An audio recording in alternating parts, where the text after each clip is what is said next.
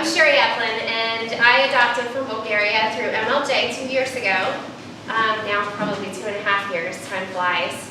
And I remember being in your shoes, and so MLJ asked me to come and kind of talk to you guys. And so what I did was put together a PowerPoint just to kind of let you know, some of the things that went through my head and my husband's head when we were first thinking about adoption and looking into adoption.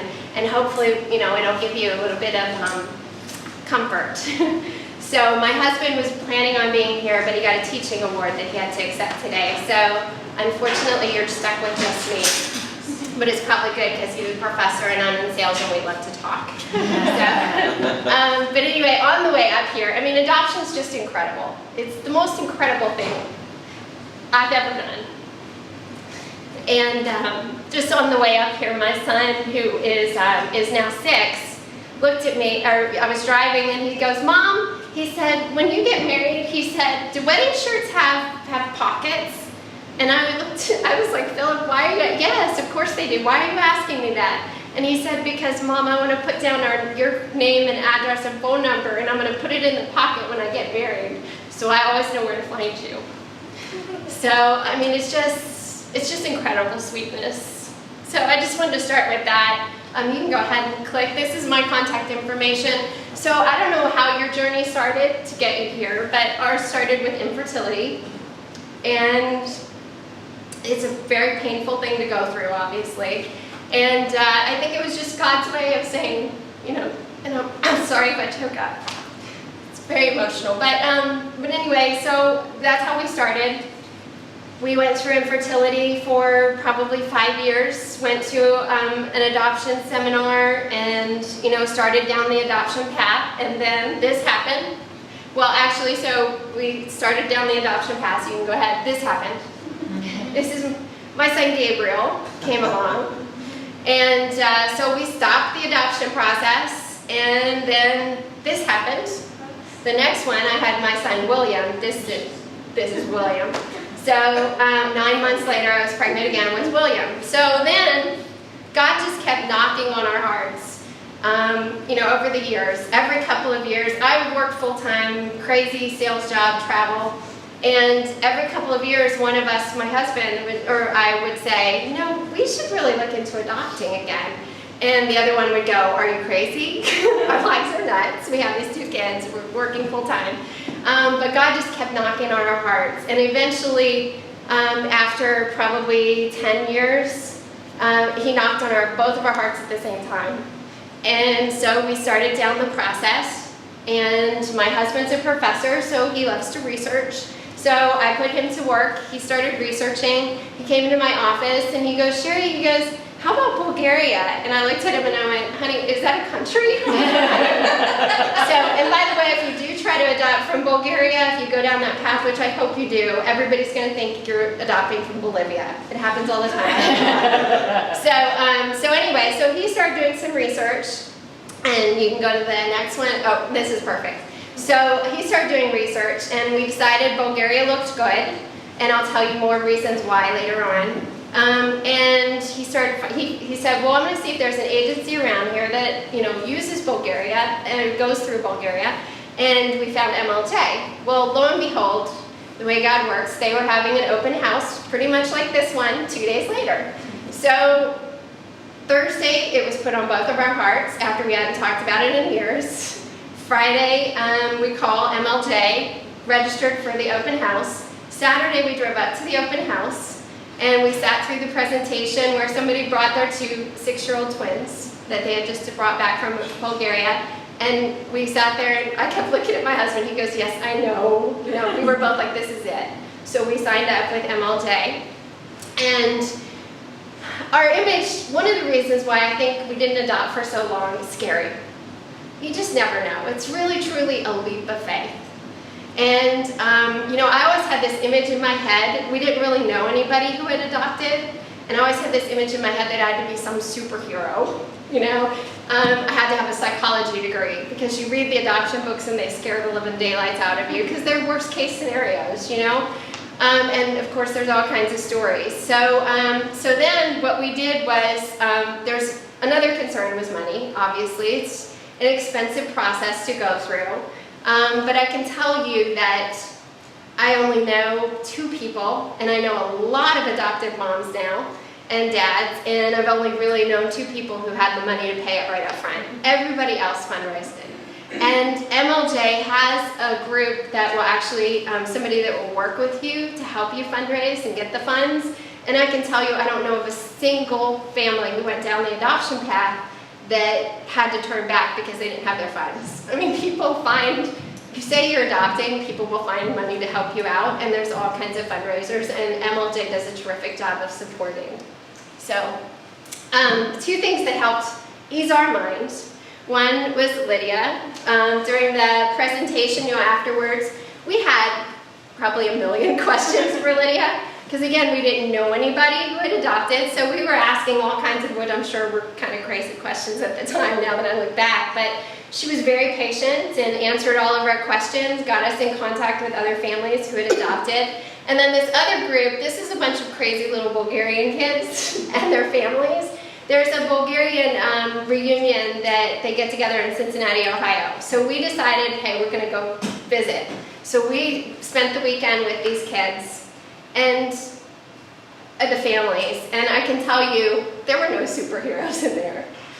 They were normal people like you and me, and with just a ton of love and commitment. And we also, I know Lydia will talk a little bit about the special needs programs. That's where my kids came from. After going there, you get this, well, when you go through the process, you get this scary list of will you accept any special needs, which are totally different in Bulgaria than they are in the United States when you think special needs. But after going to this picnic, we called Lydia and we revised our whole special needs list and got braver because these kids were amazing. I mean, I remember staying in one of the cabins. I was helping to cook some stuff, and this little girl who had no legs got up, put her prosthetic legs on, and went out and was riding a bike. And I just was floored. I mean, it just blew me away. So we got braver, and I'm so glad we did, because I can't even begin to imagine life without my kids. Just can't in mind. So we can go to the next one. So why Bulgaria? Poverty levels in Bulgaria, like 22% below poverty level. Most of them are Roma, which Lydia, I'm sure, will talk about as well. My daughter, Grace, was 8 pounds, weighed 8 pounds at 8 months old. So the report says she was taken under police protection. So my guess is the family just couldn't afford to keep them because they have an older brother somewhere overseas that I've never met that stayed with the mother, and then Grace and Philip both were given up for adoption. And I think really a big part of it was Philip has a blood disease, so I think financially they just couldn't help and manage it. So anyway, so that's one of the reasons. The other is, I mean, this is literally a picture I took. This ripped my heart out. These Roma kids, most of them do not get adopted in Bulgaria. Our kids, there were 3 families that came to visit our kids. And when you meet my kids, you'll be floored that they just didn't gobble them up. I mean, they're adorable. I don't know anybody that meets them that doesn't love them.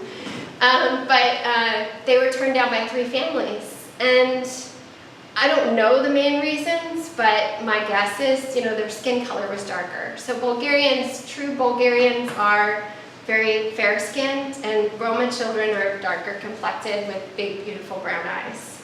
And so that was the first thing the gal, the caretaker that came in said, I have to know before you do anything, I have to know, are you going to take these kids? And I opened up the locket with their referral pictures in, and she just started bawling. I started bawling. So anyway, but most of them age out and hit the streets, and the girls end up in prostitution. The boys disappear. I mean, can you imagine a 16-year-old being out on the street by themselves? Yeah, it's just incredible. So one of the other reasons, Hague country, this is huge, absolutely huge. There were no surprises with our adoption, none. No, there was a ton of paperwork, but I mean, the financial piece of it was exactly as said. There was no, going over and meeting the kids and bribing, somebody offering us a bribe or anything like that. It is strictly, strictly prohibited. And when we even did our embassy visit before we left, that was some of the questions that they were asking. Did anybody do anything like that? So this is huge because you'll hear a ton of horror stories, and none of them happened because it was a head country. So it's very regulated. Okay. So the other reason Bulgaria, it's absolutely a beautiful country. It's incredible. The history, this is the Rila Monastery, the most beautiful place I have ever seen, and I have traveled the world, and it is just incredible. The people were so kind, so nice. You know, the merchants, when I would buy something, everything was really cheap. And every time I bought something, they would say, "Can I get your picture?" So I was posing with a lot of Bulgarian people. The other reason why was Vesta. Vesta is the agency over in Bulgaria. They're phenomenal. I mean, I'm still best buds with these two gals who were interpreters. I traveled with another family there, and you know, we're still friends on Facebook. And I drove, 5 hours one night to come see Plumi while she was in the country visiting MLJ. And then the other thing was, again, we've been very fortunate that we've been able to do a lot of traveling around the country. And there was not a single trip overseas that we did not have some kind of crazy problem. Rental car issues, you know, pickpocketed or wallet taken, whatever it was. Nothing. We didn't have a single thing go wrong. And I think part of that is because of MLJ's work here and also Vesta, because they picked us up at the airport and we did not have to be on our own one single time, which we chose to just because we like to. So we left, we walked the city, absolutely felt 100% safe. We did some, you know, touring on our own and that sort of thing. But, you know, Vesta was there interpreting for us. We had lunch and dinner together. And really, so if you're not used to traveling overseas and you know, want to feel secure, you can stay with them almost the entire time. So, the other thing is the beautiful kids. I mentioned that. Of course, I'm prejudiced. My kids are the most beautiful kids on the face of the planet.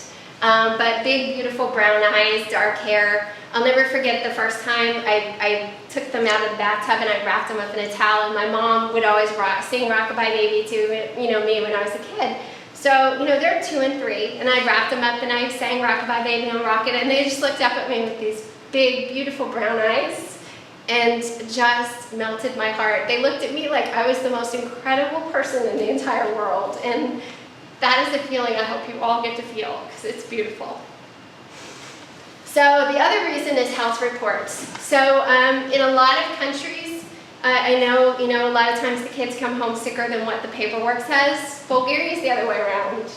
It really has a reputation. That's one of the reasons why we chose Bulgaria, where the reputation is that they're actually more severe than what the kids really have. And our health reports were spot on. The health report that we got before with the referral, it was exactly what they had. So no surprises there. The orphanage director was a doctor. So when we brought them home, we took them to Riley and had them checked out, and they were amazed. They said, you know, it looks like all their vaccinations were done. They were in great health, very active and very crazy, but, you know, health-wise, they were spot on. The other thing, paperwork. You have paperwork coming out your ears. When you think you're done with the paperwork, you have more paperwork. So thankfully, my husband was fantastic. He did most of that for me. So anyway, but the great thing about MLJ is that they constantly reminded us when paperwork was due. So if something was going to start to expire, we get a note from Lydia saying, hey, this is coming up, you don't want to delay, make sure you get this done. So, and in fact, they were so good to us. Once we came home, you know, we had our kids, we were done. And so they kept sending us notes and emails constantly saying, hey, you guys didn't do your post-adoption yet, where you can re-adopt in the States. So for 2 years, they kept sending us notes, and finally, and they did all the paperwork. All we had to do was really sign it and check a couple boxes, but finally, we sat down and did that. But thankfully, because we would have forgot. So challenge is waiting. It's truly like being pregnant and never knowing when your child's going to be due. I mean, it's so hard to describe. Thankfully, there's a ton of other people out there in the same boat as you, so when you're having a bad day, and you're like, I just can't take this wait any longer. I have to know who my child is, you know, what's going on. There's tons of other people out there that'll say, it's okay, it'll come, it'll come. And as I drove up here today and I looked in my rearview mirror at my 2 kids in the back seat, it just blows me away that I remember being in your shoes. I remember sitting there thinking, is this, and after we signed all the paperwork, you literally sign the paperwork and you wait. Now MLJ sends you lists of waiting kids and all that, but you wait. So, but the wait, I can tell you, absolutely worth every single second, and it will, that will go away. And you'll be so busy you won't be able to handle it. So, horror stories. When you announce that you are going to adopt, every person you know will come out of the woodwork with some sort of horror story telling you, oh, so-and-so's brother adopted and they ended up killing the family, or I mean, whatever it is, you're going to hear horror stories. Or, you know, I ended up having to pay another $50,000, or, you know, just crazy stuff. Don't let it scare you. Bulgaria's whole, you know, a hate country. It was just as expected. And I had family members who were doing these horror stories to me at least once a week or every time I talked to them. And just last week I was sitting there and one of them looked at me and goes, I just can't imagine life without these kids. I just can't even imagine it, you know? Your life is so full now, and they're so wonderful, and they just fit right in. So my kids proved every single one of those naysayers that they were wrong, and it's worth it. This is actually at the orphanage. This is Gotcha Day. Fabulous, fabulous, crazy, insane day that I will never in my life forget. Grace was scared to death. She never rode in a car before. So we got in the car, and she stood up in the car and shook like this and just screaming like somebody was murdering her for about an hour. And then every time we had to take a taxi cab somewhere, she did the same thing. So thankfully, people in Bulgaria were fantastic. They were so nice, and they just, you know, the cab drivers would sometimes give her candy and stuff. So eventually she got out of that. And now she, you know, immediately gets some car, buckles herself. She does fantastic. So, all worth it. Adjustments. There's something wrong with me, but I think these are kind of funny. So, but my kids, you know, when they first come home, it's crazy. It's like getting a newborn baby and you bring them home for the first time. Did you remember trying to dress a newborn baby? I mean, you don't know what the heck you're doing. Same thing with adoption. No matter how much you plan, you just have to learn the kids. You have to learn their triggers, what upsets them, what gets them excited, you know, that sort of thing. So adjustment is tough because they're a little bit older. They also, like my son Philip, most adorable little thing, and he knew it. So he would do, he'd be doing something really bad that you just told him he's not supposed to do, and he'd be looking at you going, "Obicham te," which is "I love you," as he's doing it. So that's how he got through the orphanage, because there were 350 kids, 30 workers. You look at them, you go, "I love you." They go, "Oh, okay." And he goes. So we had some adjustments. We had some, no, that's not going to work with mommy and daddy. You know, you can't just do whatever you want to do.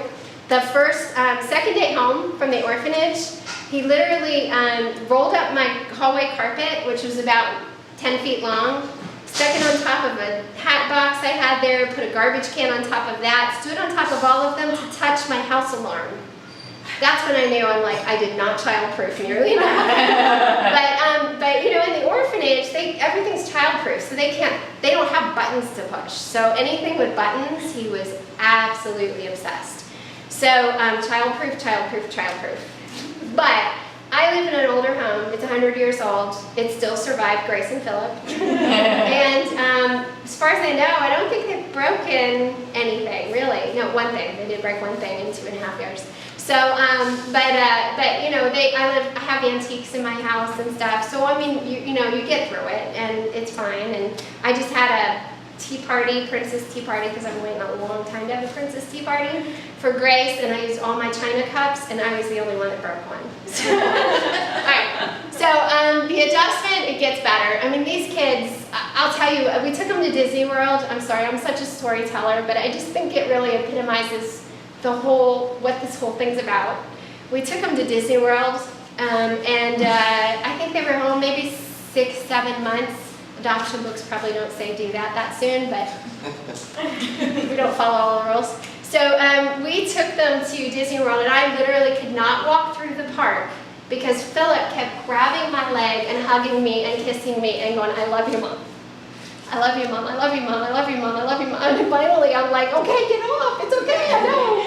So truly, if you adopt, if you want to be told that you are loved like 15 million times a day, adopt. Because, I mean, they make me feel like I'm the most awesome mom in the entire world, and I know that I'm not even remotely close.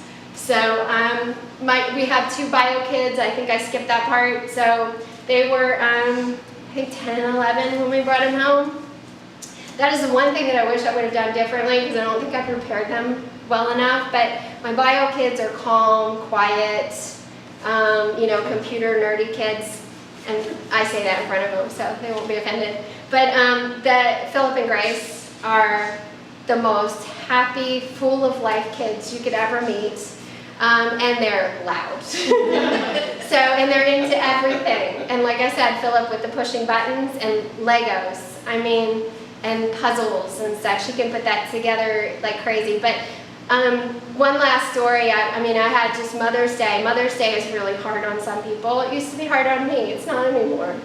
But on Mother's Day, I had a girlfriend text me. We were at church, and she texted me later in the day, and she goes, I just have to tell you, I was headed out to my car to cry.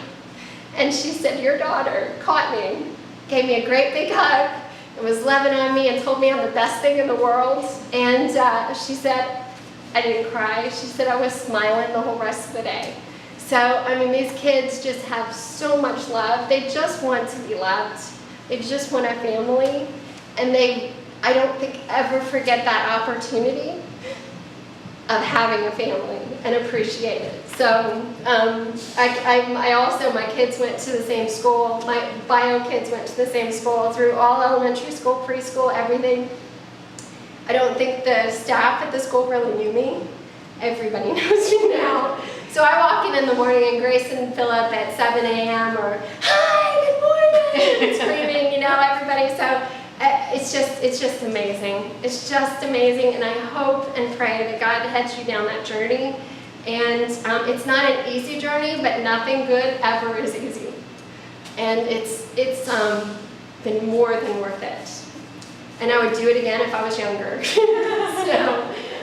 anyway, I think that's it. And I'll come back in, as she said, with questions. So, feel free. My cell phone number, I'm happy to give it out. I'll talk to anybody that will listen about adoption. Because, again, it's such an incredible blessing. It really is. So thank you. So to talk about Bulgaria, I will tell you it is my absolute favorite program. I think my enthusiasm and passion for the program has really fueled the fire as to why we have so many families, because I speak so favorably about the program. The process is very smooth. Bulgaria has it down pat on what to do and how to process the adoption. The government is favorable towards adoption. The children are amazing, and other than the unknown wait, the process itself is very predictable, very stable, even in the light of political issues, has still remained very stable. The children from Bulgaria, you can get anywhere from 1 year of age up into teenagers. The majority of our families tend to want a girl 0 to 3 years old, as healthy as possible.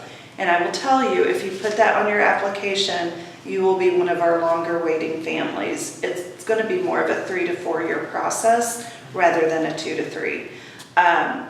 Because that's what everyone wants. Like 90% of adopted families initially want a girl.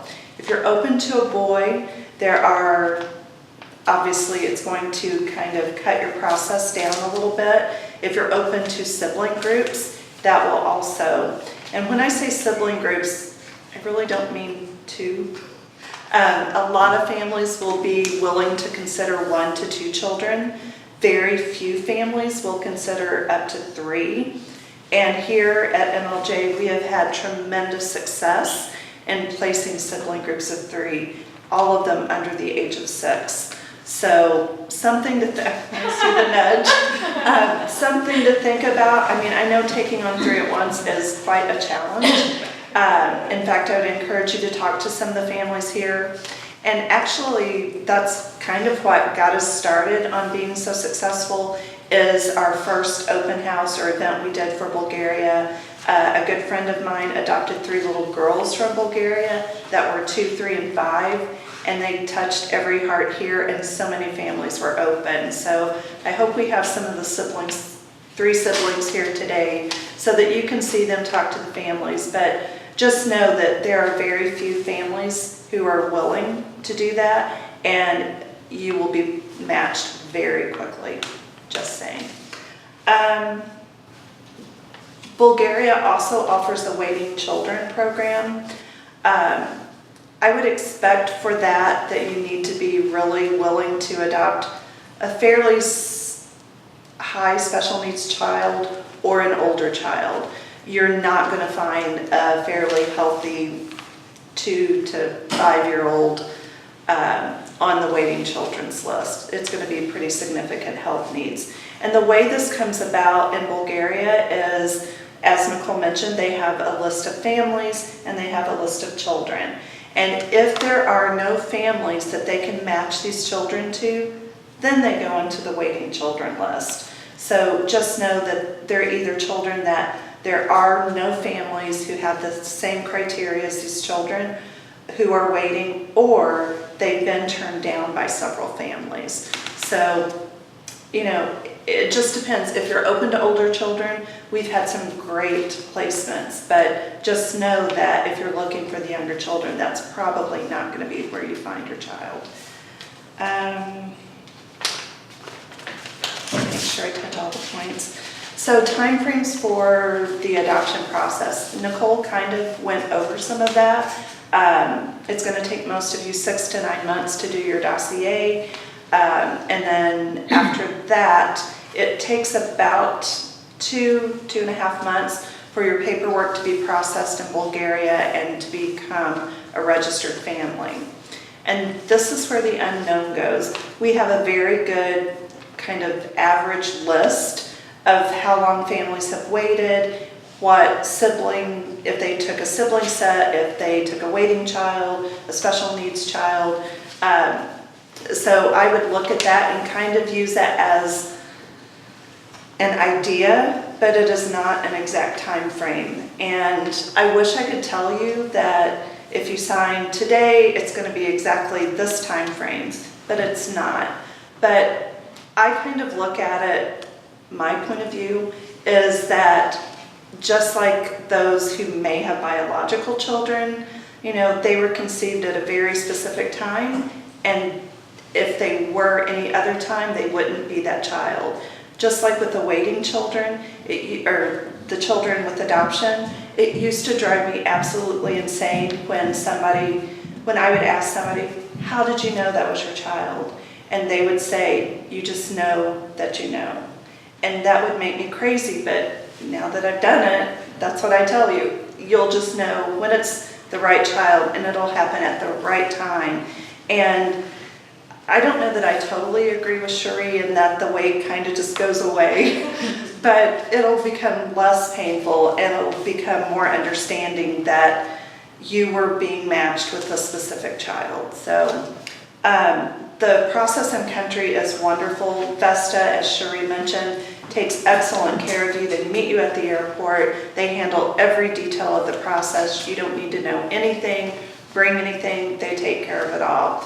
The first trip is a week, and it's preferable that both parents travel. Not required, but it is preferable. If you're making that kind of a huge decision, I think you both need to be there. So I would say only in very unique circumstances would both parents not travel. The first trip, you're meeting the child and you're signing off to get the actual legal process of the court and everything started. About 4 to 6 months later, you will go on your second trip, And that trip can vary anywhere from 3 days to 10 days in country. A lot of it depends on where the child is, if it's close, or if arrangements can be made for medicals and things to be done ahead of time. Unfortunately, I can't tell you which it would be. Only the staff in country on the first trip would be able to tell you. But it's still a very easy process. Only one parent needs to go on the second trip. If both parents can't, it would be great. You want to bring mom along or a sister or whoever with you, that would be fine. And then once you go on the second trip, you come home and the children become U.S. citizens upon entering the country and going through immigration. And that's it. And Bulgaria has a fairly easy post-placement requirement, which families tend to like, and our staff here is great. Unfortunately, Carlene, who is our social services director, was going to be here today but had a family emergency. But her staff is awesome. They're very caring and supportive, and if you have a problem with behavior after the child comes home and you're not quite sure, and this is very common for those who might have both bio and adopted children, sometimes you don't know, is it a child issue or an adoption issue, and you can talk to them and they'll kind of give you direction and everything. So it's a wonderful process. I hope you guys are going to be able to stay and meet some of the families who've completed the process, and most importantly some of the children, because they are such an encouragement, and every year they are, for some families, what keeps them going to the next part of the process. You'll meet a lot of people too throughout the process, because there's people that will start with you. MLJ does a fantastic job of having a lot of different events, like a picnic and different things, where you get to see a lot of other people adopting. So as you meet those folks, you guys will bond instantly because you're going through the same thing. So they are a fantastic resource too. So even there's Bulgarian chat boards on Facebook and different things where people are like, hey, I'm having this issue with my kid, did anybody else see this? And so it's just, we all support each other, and I've met just some incredible people out there that I could pick up the phone or send a note and say, hey, I'm having a bad day, here's what's going on, and they'll give me feedback. So. And no one understands like they do. I mean, I try to be careful who I vent to about my kids, because, outside people will have perceptions about them that may or may not be correct. And people that have children like mine will totally get what I'm saying and be able to encourage you. So that's why it really is important to build community, just like we're doing today, so that you have someone to talk to who understands how difficult the wait is, who understands, when you get the kid home, how maybe it's not the dream that you pictured it was initially. And I know for Shuri and Dave that the first month or two was not that dream. First 6 months. So, they were very active, and we collapsed into bed every single day, exhausted.